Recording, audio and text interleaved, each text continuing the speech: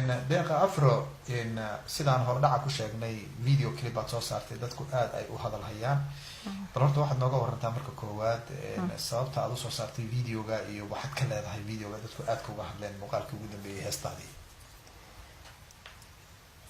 dalmarow walaalo videogaas wuxuu ahaa video runtii aanan ku talagelin si aanan ku talagelin buu u dhacay si aan lagu talagelin baa loo duubay si aan lagu talagelina wuu ku baxay haddaba markaan usoo noqono markaad eegto haddaba bal reactionkii ka dhashay ama dadku fikir maxaad kaaga soo noqday markii dadweynuhu ay ka hadleen muuqaalkaas sheegtay inuu si khalad u baxay والله دقود قف بسيبه وجهالله dadkeena Soomaaliyeedna waxaad moodaa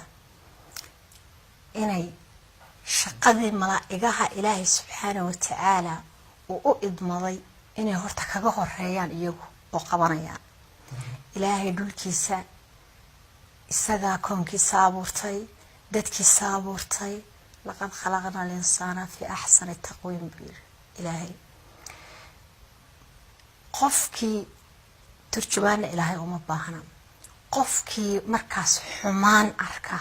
ama wax ka dhiidiya waxa ku haboon oo kaliya inuu kaga hadlo si ixtiraam leh tarbiya leh bini aadamtinimo leh aqliisan aqoon ku dheehan tahay oo maskaxda dadka bini aadamka oo maskaxda waxa wanaagsan in la furfuro laakiin maskaxdaadu haday hal meel aragto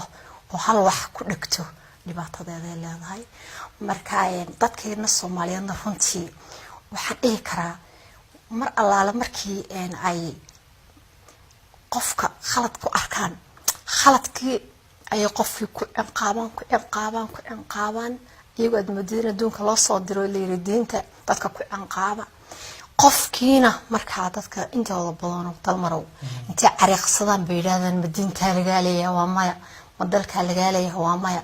ma Soomaalnimada laga xiga waa maya ma dhaqan ba laga xiga waa maya hadaba